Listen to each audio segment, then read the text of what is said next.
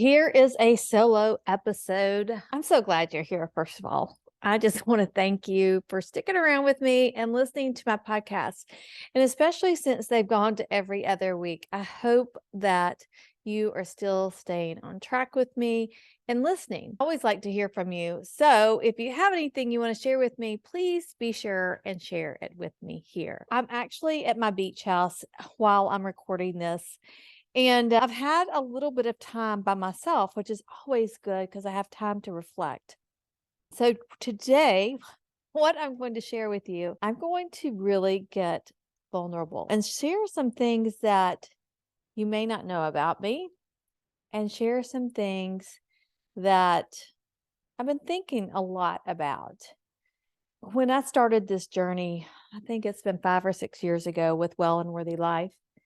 I started it to share my experiences to help other people live this well and worthy life because we all are worthy. And I didn't feel comfortable sharing some things because I felt like I would be judged. And the fact is that we are all judged at different points in our life, right? And I'm far enough away from some of the things that I feel like I need to share these things with you because I want you to understand that my life, number one, has not been all roses and butterflies or tulips and butterflies. Those are my favorite. But also, I've made some bad choices along the way, but in the last 10 years, and I really say it's been a 10-year journey, I have turned a lot of things around and I am in such a better place than I've ever been in my life. Does that mean everything's perfect in my life? No. No, in fact, this year was really a difficult year for me. I had something happen, which I'm not ready to share, but I may not ever share this, but it's been okay. So let me just go back, especially if you're new here, you may not know this, or you may know this. In fact, one of my number one podcasts was when I talked about my first divorce and the shame that I felt. And so it really, my journey started years before that. Obviously, as a child, I had the perfect, really people would think, and I felt like I had the perfect childhood. I had the most amazing parents. They had a great loving relationship. I have two brothers that are great guys, and we just really, I feel like, had a really strong foundation. Um, our mother and father went to church. We grew up going to church. My mother really shared with me. I'm not sure if she shared with my brothers. I'm sure she did, but shared with me about her relationship with God and Jesus and really was pivotal to that in my life. And I accepted Jesus. I still remember it. I was like in third grade. We lived in Florida and gone to some like revival thing. We were Methodist, so I don't know really what it was, but I remember this college girl asking me about, have you asked Jesus into your heart? And I remember going home that day and jumping on the trampoline and asking Jesus into my heart. And so I always grew up in church and everything. And I always tried to tried to be a people pleaser. So I wanted to please my parents, and my older brother was always getting in trouble. So I learned about what not to do, right? But I started kind of sneaking and smoking cigarettes at a young age. And my brother started first, and then I started. And my mother was a smoker. Back in those days, a lot of our parents probably were smokers. And so we would steal them from her. She wouldn't know, I guess. And we would steal them. So, I probably had my first cigarette at like 12 years old. And then in high school, I was a cheerleader, but when we would be driving to the games, basketball games or something like that, there was a few of us that would be in the car smoking our cigarettes. And so my journey continued on. I was a smoker really through college. And I was not a big drinker. And then in college, I did start drinking. I was never one that could drink very much. I couldn't hold my liquor. So I would always drink that one drink too many and get sick. And so anyway, went to college and graduated in 3 years. I was ready to move on. I was like, okay, what's next? But I continued to be a smoker during all this time. And then I met my first husband, and he was a doctor. And my mother told me, she's like, if you're going to smoke, he's probably will never marry you. And at this point, I was a whole 21 years old and I wanted to be married. I mean, some of my friends were already married at this point. I was graduated from college and I wanted to be married because I wanted to have children. So I pretended to quit smoking. And so I became a closet smoker. We were married for 17 years, had 3 children. I will tell you, I never smoked when I was pregnant with my children. So I did quit. But the rest of the time, I was a closet smoker and I smoked a lot with my mother. So when she would be in town or I would go visit her, we would sneak and smoke. And looking back, I'm like, yeah. And I have to tell you this, I was always into working out, always. Oh, I was a cheerleader and then I became a runner with my father.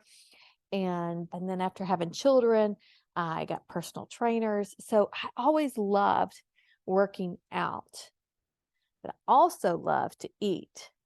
And in fact, I think it was probably around 15 or 16 that my mom put me on my first diet. I gained a few pounds and I think probably, a time when I wasn't doing cheerleading and I gained a few pounds and so that started that diet roller coaster for me. And I went to college that freshman year, came home about 10 or 15 pounds overweight, went on a diet, lost the weight. And then I really didn't have too much of a problem. Got married to my ex-husband.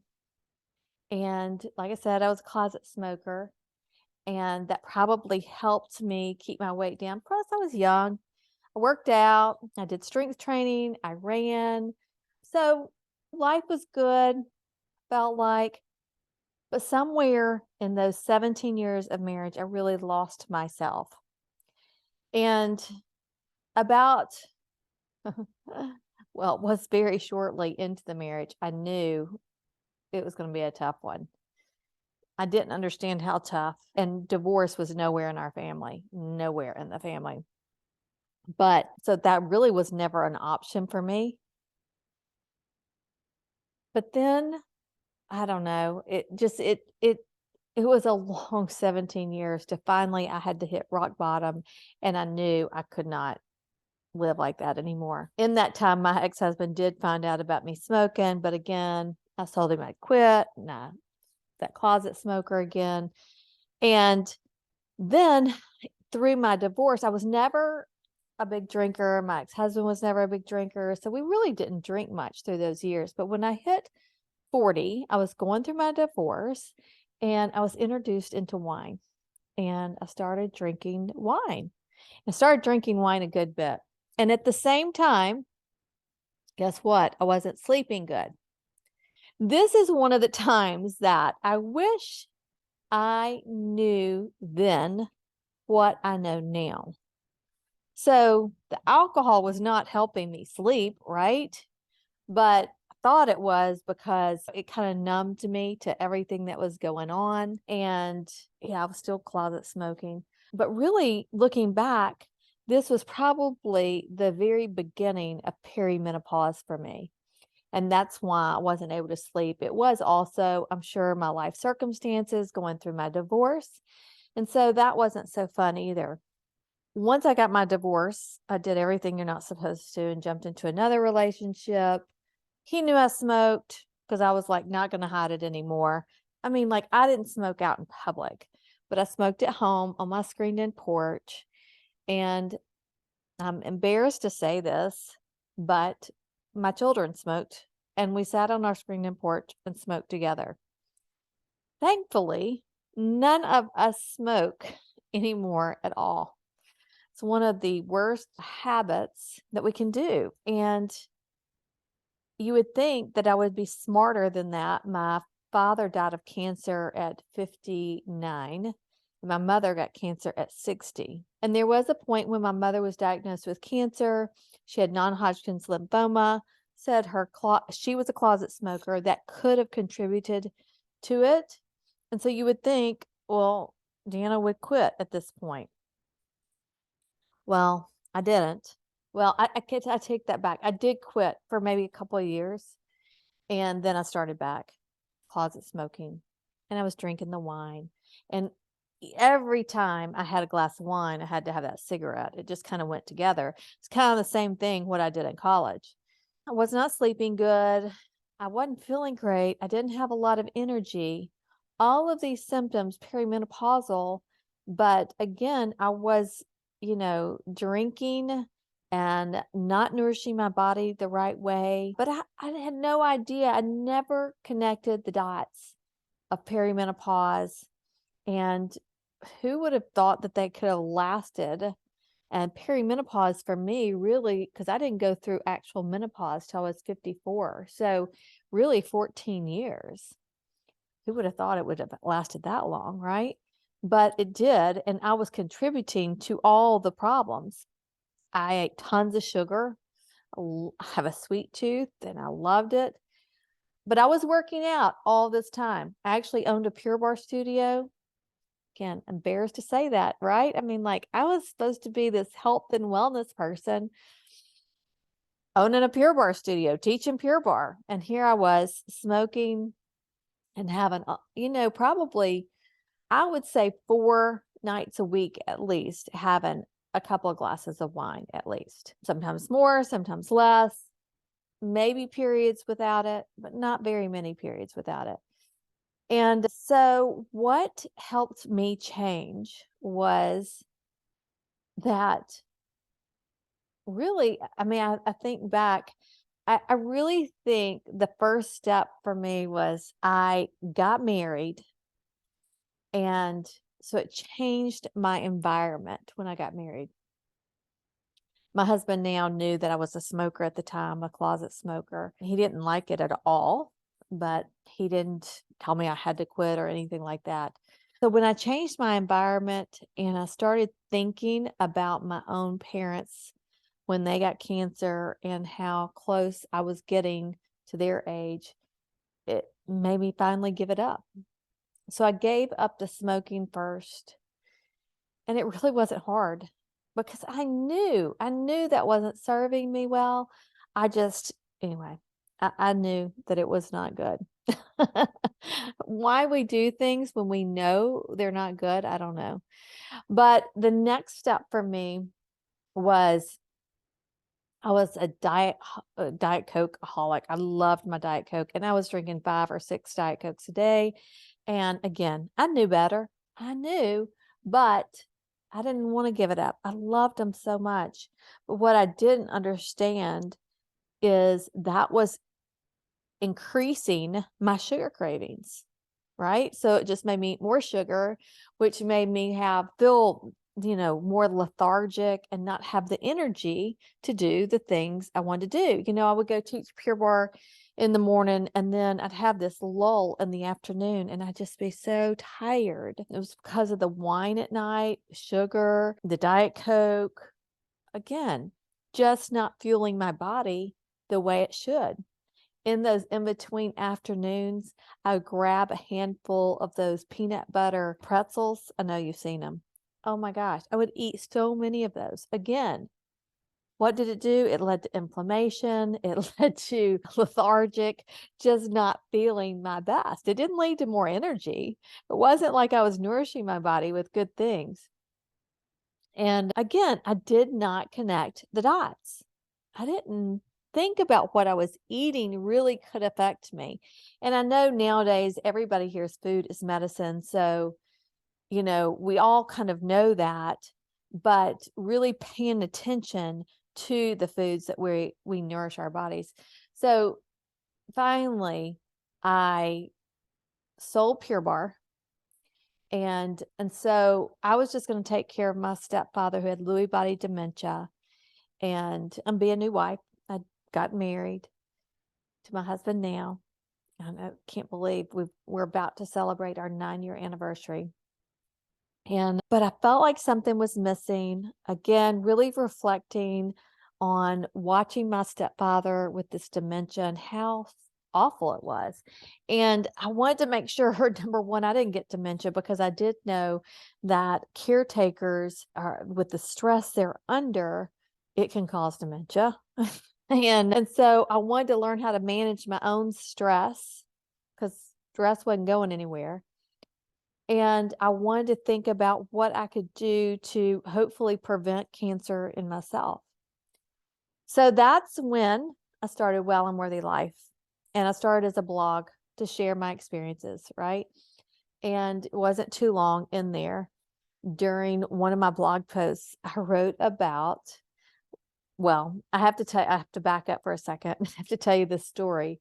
We were on a trip with another couple friend to Napa, and we had eaten and drank our way all through Napa. And so if you looked at me, you wouldn't think I looked fat or anything like that. You wouldn't say, "Ooh, she needs to lose some weight," because I look back at those pictures. But can I tell you, I felt so bad. And I think that was I know that was my wake up call for me, was when I was there and I felt so miserable. In fact, so miserable, like bloated, gassy, just not that much energy, just gross. I mean, I don't know how else to explain it to you. And I knew I had gained some weight, about 10 pounds. So, and I'm 5'2.5", 3. So 10 pounds shows up pretty much on me. But one day on the trip, everybody was going to the pool to sit by the pool, to relax, enjoy the weather.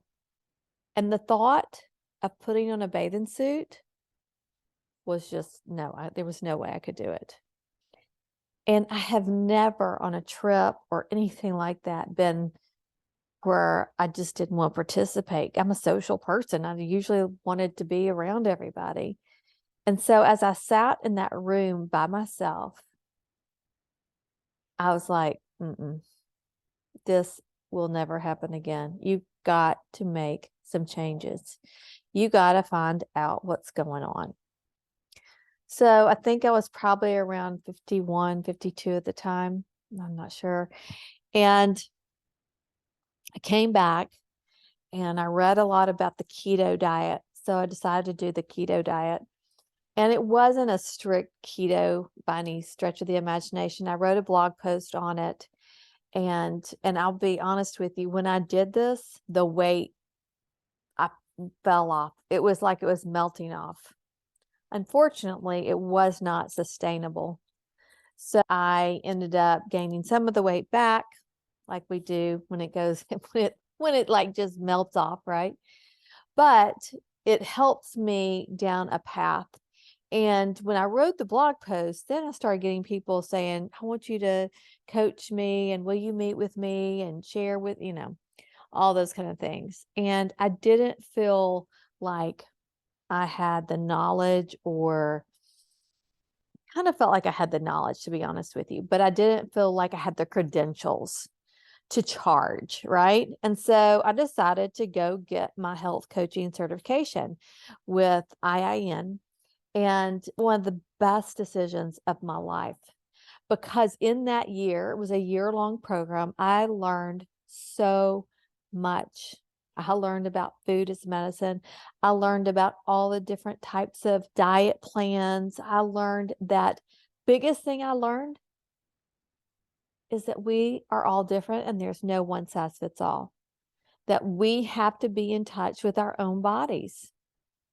So anyway, I started coaching one-on-one, and I loved it. I loved helping the women. It reminded me of when I owned my Pure Barre business and the women I was with and being able to make a difference in other women's lives. And so I loved that. And then at the same time, I decided to do a group coaching program.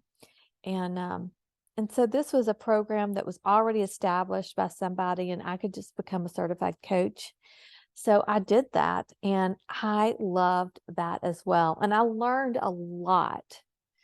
But as I kept coaching that program, it just didn't align with me. I wasn't doing all the things that they were talking about doing, like tracking your macros and doing certain workouts on certain days and stuff like that. That just really wasn't working for me. But I did continue to coach the program, and it seemed that the majority of the clients that were coming to me were my age or maybe a little bit younger, but 40s, 50s ages.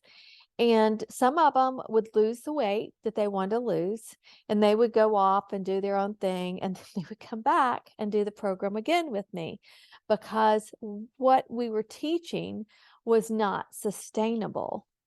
So when they went back to their life and their own thing, they ended up gaining the weight back, even though they had lost some of it slowly, most of them. But anytime you change anything up, you can lose some weight. But it's that long-term weight loss that we all want, right? That freedom from not having to focus on it every single day. And so anyway, after a while, I was just like, I got to do something different. But the thought of go to my own program and coming up with my own program, that was a big, big undertaking. But with some help, and I do have an amazing, amazing team, we came up with Balanced Wellness Method.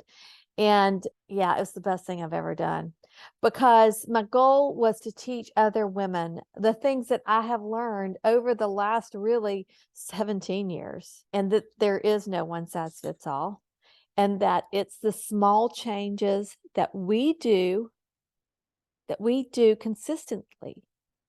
And when we change that mindset into this all or nothing and get off that diet roller coaster and trying to be so perfect, because nobody's perfect, just working on just being a little bit better every single day. And that can be with nutrition, movement, stress, just as a person, learning more about yourself, all of these things. And my journey continues. I started off, I was telling you about as a child and accepting Jesus into my life, and my mother was a big impact on that. I mean, that journey for me has been a long journey, a long journey. I mean, I should know things. I should have made different decisions along the way, and I didn't. Sometimes I kept making bad decisions over and over and over and over. And you're like, Deanna, do you not get it yet? And I haven't arrived. I don't know it all. And I'm sure I will continue at some point to make bad decisions, but I make better decisions every single day. Every single day, I do make better decisions. I still make some bad decisions, and I still overreact, and I still do things that I wish I wouldn't do.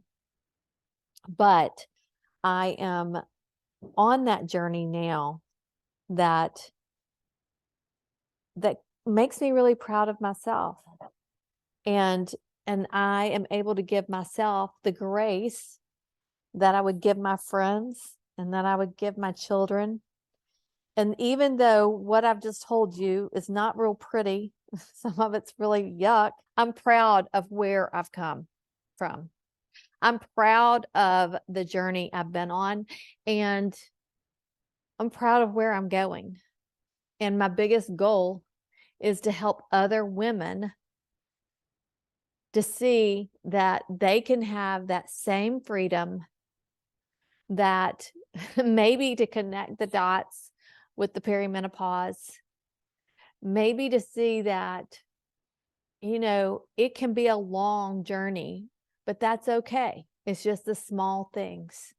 And we have to start somewhere. And I don't want you, your friend, your sister, your daughter, your mother, I don't want you to have to hit rock bottom. That's why I feel like it's so important for me to share this. I want you to know that you're worth it and you can live that well and worthy life, just like me, just like everybody here. So, anyway, I know I'm kind of rambling at this point, but I just felt really led to share this. And I do have some, like I said, the balance wellness method, the balance eating method. And then we've created a new course coming up in March, which I'm super excited about, called Balance Movement Method. In fact, in 2 weeks, we'll have another podcast. And my friend and coach, Lori, who's helped develop this program, create this program, Balance Movement Method, will be on here with me. And we'll be talking about movement and what kind of movement that we should be focused on at this stage of our life. So I hope you've enjoyed this podcast. I love hearing from you, and I would love to hear what you think of this podcast. I got very vulnerable. Very vulnerable. I didn't share everything in my life, but I shared a lot. And I hope that this helps you or somebody else. So be sure and share it if it speaks to you. Thanks, y'all.